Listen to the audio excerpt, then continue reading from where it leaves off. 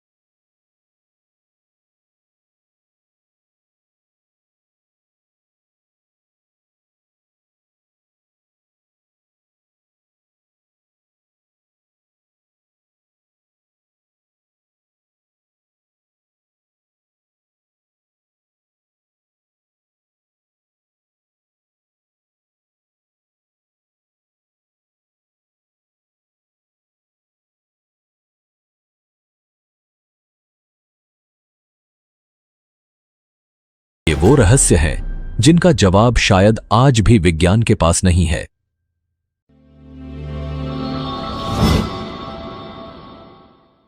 भारत के उत्तराखंड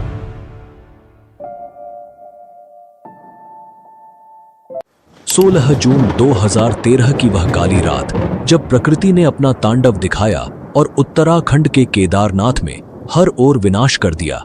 लेकिन इसी विनाश के बीच एक ऐसा चमत्कार घटा जिसने लोगों की आस्था को और भी गहरा कर दिया। आइए हम आपको उस समय की भयावहता और चमत्कार के बारे में बताते हैं जिसने केदारनाथ मंदिर को बचाया था। उस रात केदारनाथ में बाढ़ का पानी मंदाकिनी नदी से उफनता हुआ आ रहा था। भारी बारिश और चौराबारी ग्लेशियर के पिघलने से स्थिति और भी भयावह हो गई। पानी, पत्थर और मलबा शहर को अपनी चपेट में लेता जा रहा था। जहां पहले पहाड़ों की सुंदरता थी, वहां अब विनाश का तांडव था। होटल, घर, दुकानें, सब कुछ बहा ले गया। करीबन 6000 लोग मारे गए और लाखों बेघर हो गए। लेकिन एक बात साफ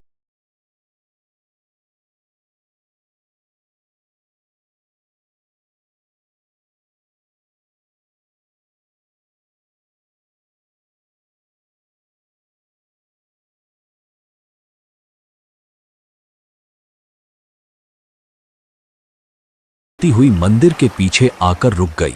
वह पत्थर मंदिर के करीब 50 फीट पीछे रुक गया और बाढ़ के पानी को 2 हिस्सों में बांट दिया। उस क्षण मानो भगवान शिव की स्वयं कृपा ने मंदिर को तबाही से बचा लिया। बाढ़ का सारा पानी भीमशिला से टकराकर मंदिर के दोनों ओर से बह गया। आसपास के सभी ढांचे बह गए, लेकिन मंदिर, शिव का यह पवित्र धाम, चमत्कारिक रूप से सुरक्षित बचा रहा। यह सिर्फ एक घटना नहीं थी, यह शिव के प्रति भक्तों की आस्था का जीवंत प्रमाण बन गया। इस विशाल शिला को स्थानीय लोगों ने भीमशिला का नाम दिया। महाभारत के वीर योद्धा भीम के नाम पर रखी गई यह शिला घटना से हैरान रह गए। उनका मानना है कि यह पत्थर पहाड़ से खिसक कर बहता हुआ नीचे आ गया था। ना जाता है, अगर यह शिला मंदिर से टकराती तो मंदिर को पूरी तरह नष्ट कर देती। उस दौरान मंदिर में करीबन 300 लोग ने शरण ली हुई थी और इस शिला की वजह से उन सब की जान बच गई। हम सबके मन में ये सवाल जरूर आता है कि 2013 की इतनी भयंकर जल प्रलय के बावजूद केदारनाथ मंदिर आज भी कैसे सुरक्षित खड़ा है। इसका जवाब छुपा है प्राचीन इंटरलॉकिंग टेक्नोलॉजी में। इस तकनीक से मंदिर के भारी पत्थरों को बिना किसी गाड़े या सीमेंट के इस तरह जोड़ा गया कि वो एक दूसरे में पूरी तरह फिट हो गए।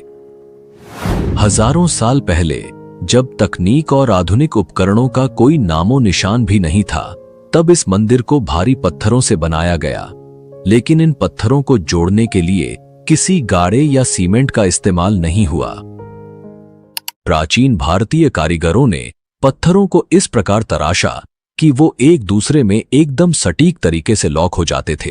इस तकनीक ने मंदिर को प्राकृतिक आपदाओं से बचाया है, चाहे वो भूकंप हो, भारी हिमपात हो या फिर बाढ़।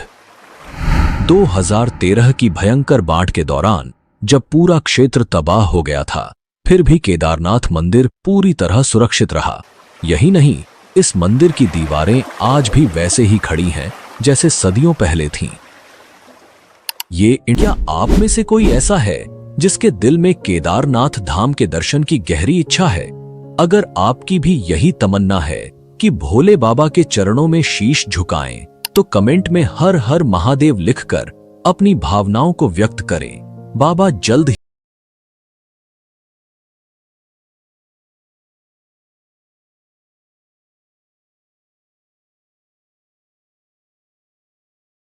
मंदिर का निर्माण अत्यंत रहस्यमय और प्राचीन माना जाता है। यह मंदिर न केवल धार्मिक दृष्टि से महत्वपूर्ण है, बल्कि इसके निर्माण के साथ जुड़ी पौराणिक कथाएं इस स्थल को और भी अधिक अलौकिक और रहस्यमयी बनाती हैं। इसमें हम 3 कथा पर बात करेंगे, जिसमें सबसे प्रसिद्ध कथा है महाभारत की। तो आइए जानते हैं इस मंदिर के निर्माण के बारे में। धार्मिक ग्रंथों में वर्णित कथा के अनुसार महाभारत के युद्ध में विजय प्राप्त करने के बाद युधिष्ठिर को हस्तिनापुर का राजा घोषित किया गया। लगभग 4 दशकों तक उन्होंने हस्तिनापुर पर शासन किया। एक दिन पांडव भगवान श्री कृष्ण के साथ बैठकर महाभारत युद्ध की समीक्षा कर रहे थे। उस समय पांडवों ने श्री कृष्ण से कहा, और पांडवों को खबर मिली कि भगवान श्री कृष्ण ने अपना देह त्याग दिया है। इस दुखद समाचार ने पांडवों को झकझोर दिया। अब जब उनके सदा के सहायक कृष्ण भी नहीं रहे, पांडवों ने अपने राज्य परीक्षित को सौंप दिया और द्रौपदी सहित भगवान शिव की तलाश में निकल पड़े। सबसे पहले पांडव काशी पहुंचे, लेकिन वहां भोलेनाथ के दर्शन नहीं हुए। वे कई अन्य स्थानों पर भी गए, परंतु जहां भी पांडव पहुंचते, शिव जी वहां से चले जाते। इस खोज में वे एक दिन हिमालय तक आ पहुंचे। तब भगवान शिव ने पांडवों को आता देख नंदी का रूप धारण कर लिया और पशुओं के झुंड में चले गए। भगवान शिव को पाने के लिए भीम ने एक योजना बनाई। उन्होंने विशाल रूप धारण कर अपने पैर केदार पर्वत के दोनों ओर फैला दिए, ताकि कोई भी पशु उनके पैरों के बीच से निकल सके। लेकिन नंदी रूपी भगवान शिव ने ऐसा नहीं किया। तभी भीम ने नंदी को पहचान लिया और पकड़ने का प्रयास किया, लेकिन शिवजी धरती में समाने लगे। भीम ने उनका पिछला हिस्सा पकड़ लिया। भगवान शिव पांडवों की भक्ति से प्रसन्न हुए और उन्हें दर्शन देकर उनके पापों से मुक्त कर दिया। तभी से भगवान शिव यहाँ नंदी की पीठ के रूप में पूजे जाते हैं। इसी वजह से केदारनाथ का शिवलिंग बाकी शिवलिंगों से अलग है। ऐसा कहा जाता है कि जब भगवान शिव ने पांडवों को उनके पापों से मुक्त किया और उनका प्रायश्चित स्वीकार किया, तब पांडवों ने केदारनाथ मंदिर का निर्माण करवाया। यह भी कहा जाता है कि भगवान शिव का शरीर पृथ्वी के अलग अलग हिस्सों में प्रकट हुआ, जिससे पंच केदार की उत्पत्ति हुई। भगवान शिव का मुख नेपाल के पशुपतिनाथ मंदिर में, भुजाएं तुंगनाथ में, मुख रुद्रनाथ में, नाभि मदमहेश्वर में और जटाएं कल्पेश्वर में प्रकट हुई। यही 5 स्थान पंच केदार के रूप में पूजित हैं। केदारनाथ को पंच केदार में सबसे प्रमुख माना जाता है, क्योंकि यहां भगवान शिव के पीठ रूप की पूजा की जाती है। अगर आप पंच केदार के बारे में एक विस्तृत डॉक्यूमेंट्री देखना चाहते हैं, तो कमेंट में हमें जरूर बताएं। हम आपको अगली डॉक्यूमेंट्री में इस रहस्यमयी यात्रा पर जरूर ले चलेंगे। केदारनाथ मंदिर निर्माण का दूसरा सबसे पुराना और महत्वपूर्ण पौराणिक संदर्भ भगवान विष्णु के अवतार नर नारायण ऋषि की तपस्या से जुड़ा हुआ है। शिव पुराण की कोटि रुद्र संहिता में उल्लेख है कि बद्रीवन में भगवान विष्णु के अवतार नर नारायण पार्थिव शिवलिंग बनाकर उनकी पूजा करते थे। कहते हैं कि नर नारायण की घोर तपस्या से प्रसन्न होकर भगवान शिव उनके सामने प्रकट हुए और उनसे वरदान मांगने को कहा। नर नारायण ने भगवान शिव से प्रार्थना की कि वे इस पवित्र स्थान पर सदैव ज्योतिर्लिंग के रूप में निवास करें ताकि सभी भक्त उन्हें साक्षात देख सकें। भगवान शिव ने यह वरदान स्वीकार किया और तब से यहां उनकी पूजा ज्योतिर्लिंग के रूप में होती है। इस कथा के अनुसार केदारनाथ का ज्योतिर्लिंग भगवान शिव का एक महत्वपूर्ण रूप है, जो नर नारायण की तपस्या के कारण स्थापित हुआ। यह स्थान शिव और विष्णु की अद्वितीय एकता का प्रतीक है, जहां शिव जी केदारनाथ में ज्योतिर्लिंग के रूप में और विष्णु जी बद्रीनाथ धाम में विराजमान हैं। कहा जाता है कि 8वीं शताब्दी में आदि शंकराचार्य ने केदारनाथ मंदिर का पुनर्निर्माण करवाया और हिंदू धर्म के पुनर्जागरण में महत्वपूर्ण भूमिका निभाई। उन्होंने केदारनाथ मंदिर में ज्योतिर्लिंग की स्थापना की और इस मंदिर को एक प्रमुख तीर्थ स्थल के रूप में स्थापित किया। आदि शंकराचार्य ने केदारनाथ में अपने अंतिम दिन बिताए और यहीं पर उन्होंने मोक्ष प्राप्त किया। उनकी समाधि आज भी केदारनाथ मंदिर के पीछे स्थित है, जहां भक्त उनकी पूजा और स्मरण करते हैं। हाल के प्रमुख इतिहासकार डॉक्टर शिव प्रसाद डबराल का मानना है कि शैव संप्रदाय के अनुयायी आदि शंकराचार्य और उनके छात्रों के आने से बहुत पहले इस क्षेत्र में सक्रिय थे। इस मान्यता के आधार पर यह संभव है कि मंदिर की प्राचीनता को सटीक रूप से निर्धारित करना मुश्किल हो, खासकर जब पाली या ब्राह्मी भाषा में लिखी गई लिपि को अब तक पूरी तरह पढ़ा नहीं जा सका है। मध्य प्रदेश के ग्वालियर राज्य में पाए गए एक पत्थर के शिलालेख से यह पुष्टि होती है कि मालवा के राजा भोज, जिन्होंने 1077 से 1099 ईस्वी तक शासन किया था, वो केदारनाथ मंदिर के निर्माण के लिए जिम्मेदार थे। इस दावे का समर्थन एपिग्राफिया इंडिका खंड 1 नामक ग्रंथ से भी होता है। यह शिलालेख एक महत्वपूर्ण प्रमाण है जो राजा भोज के समय के दौरान मंदिर के निर्माण का संकेत देता है। साल 1882 में लिखे गए हिमालयन गजेटियर के अनुसार केदारनाथ मंदिर का एक बड़ा हिस्सा पत्थर से निर्मित है, जिसमें सोने का मुलम्मा चढ़ा हुआ एक टॉवर गर्भगृह की छत पर मौजूद है। मंदिर के सामने पंडों के पक्के मकान तीर्थयात्रियों के ठहरने के लिए हैं, जबकि पुजारी या पुरोहित भवन के दक्षिणी ओर रहते हैं। इस विवरण के अनुसार मंदिर का वर्तमान ढांचा अपेक्षाकृत नया है, जबकि पुराना भवन गिरकर नष्ट हो चुका था। आपको क्या लगता है, केदारनाथ मंदिर कितने साल पुराना हो सकता है और इसका निर्माण किसने करवाया होगा? आपकी राय कमेंट करके हमें जरूर बताएं, ताकि आपके तर्क और विचार भी लोग देख सकें।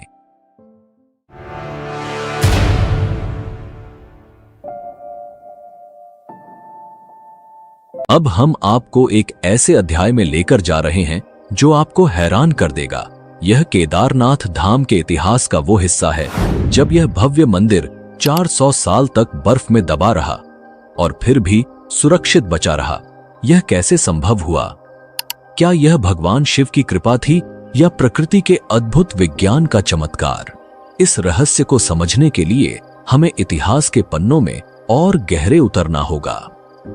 ऐसा कहा जाता है कि 13वीं से 17वीं शताब्दी तक केदारनाथ मंदिर लगभग 400 वर्षों तक बर्फ की मोटी परत के नीचे दबा रहा।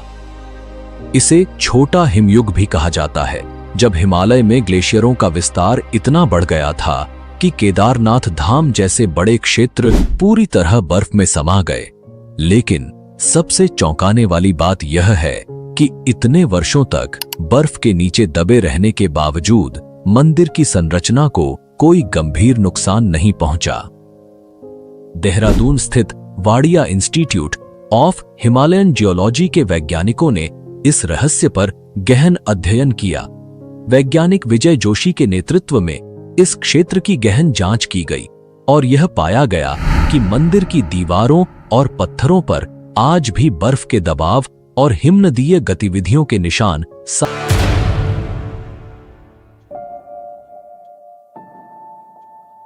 अब हम आपको एक ऐसे रहस्य से परिचित कराने जा रहे हैं जिसने आधुनिक वैज्ञानिकों को भी हैरान कर दिया है।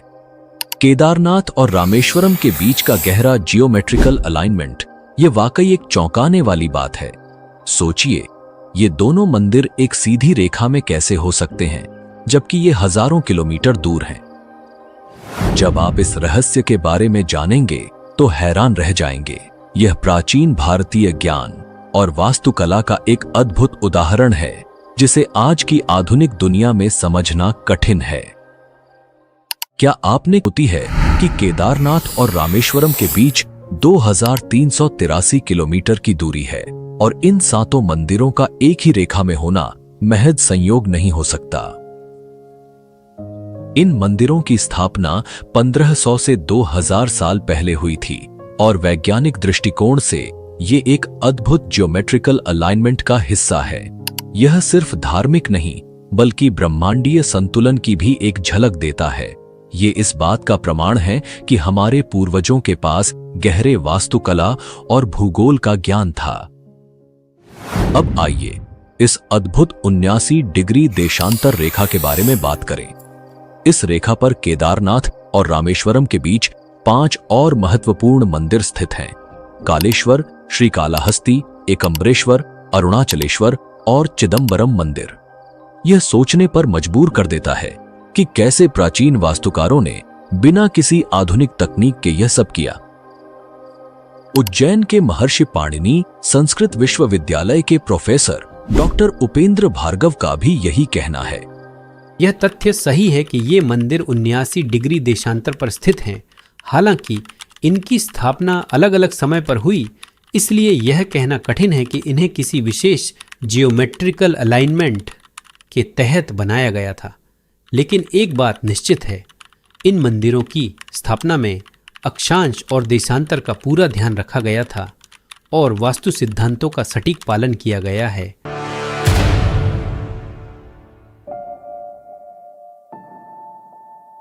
चलो अब हम केदारनाथ के उस रहस्य की बात करते हैं जो सालों से भक्तों और वैज्ञानिकों को हैरान कर रहा है।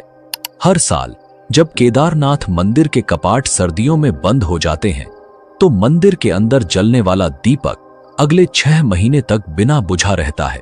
ये कैसे संभव है जबकि कोई भी व्यक्ति वहां मौजूद नहीं होता? और इतना ही नहीं, जब मंदिर के कपाट बंद होते हैं तो सवाल ये उठता है कि इस दौरान शिवलिंग की पूजा कौन करता है? मंदिर के कपाट बंद होने के बाद ये रहस्यमयी घटनाएं आज भी लोगों के लिए एक गहरे आश्चर्य का विषय हैं, जिसे न तो पूरी किसी चमत्कार से कम है। एक ऐसा दीपक जो इंसानों की अनुपस्थिति में भी लगातार जलता रहता है और वह भी महीनों तक। इस रहस्यमयी घटना ने भक्तों के दिलों में गहरा विश्वास पैदा किया है। लिए यह इस बात का प्रमाण है कि भगवान शिव की उपस्थिति यहाँ हर समय बनी रहती है और जब इंसान दूर होते हैं तब भी यह धाम खाली नहीं होता, क्योंकि देवताओं का आगमन होता है। वैज्ञानिक दृष्टिकोण से 6 महीने तक जलने वाला दीपक और मंदिर की स्वच्छता अभी भी एक रहस्य है। कैसे संभव है कि इतने लंबे समय तक कोई दीपक बिना किसी बाहरी मदद के जलता रहे और कपाट खुलने के बाद मंदिर की सफाई और व्यवस्था ज्यों की त्यों मिलती है, मानो कोई वहां नियमित पूजा करता रहा हो। वैज्ञानिक अभी भी इस घटना को पूरी तरह से समझने में असमर्थ हैं। कपाट बंद होने के दौरान भगवान शिव की प्रतिमा और मंदिर से जुड़े धार्मिक प्रतीक, जिन्हें दंडी कहा जाता है, को विशेष सम्मान के साथ ऊखीमठ ले जाया जाता है। ऊखीमठ उत्तराखंड का एक पवित्र स्थल है जहां भगवान केदारनाथ के विग्रह को सर्दियों के दौरान सुरक्षित रखा जाता है। वहां भगवान शिव की पूजा 6 महीने तक नियमित रूप से जारी रहती है। ऊखीमठ वह स्थान है जहां मंदाकिनी और अलकनंदा नदियां मिलती हैं और इसे केदारनाथ के शीतकालीन धाम के रूप में जाना जाता है। मंदिर के मुख्य पुजविरत जलने वाला दीपक और भक्तों की अटूट आस्था, ये सब सिर्फ एक धार्मिक कथा नहीं है, बल्कि उस अलौकिक शक्ति का प्रतीक है जो भगवान शिव के इस पवित्र धाम को अनंत काल तक पावन बनाए रखती है। यह मंदिर हमें एक ओर वैज्ञानिक रहस्यों से हैरान करता है तो दूसरी ओर हमारी आस्था को और भी मजबूत बनाता है। अगर आपको ये डॉक्यूमेंट्री पसंद आई हो तो हमें कमेंट में अपना फीडबैक जरूर बताएं, और अगर आपने चैनल को अभी तक सब्सक्राइब नहीं किया है तो जल्दी से कर लीजिए ताकि ऐसी ही रोचक और रहस्यमयी डॉक्यूमेंट्री आपको मिलती रहे। मिलते हैं अगली डॉक्यूमेंट्री में, तब तक के लिए धन्यवाद। जय हिंद, जय भारत।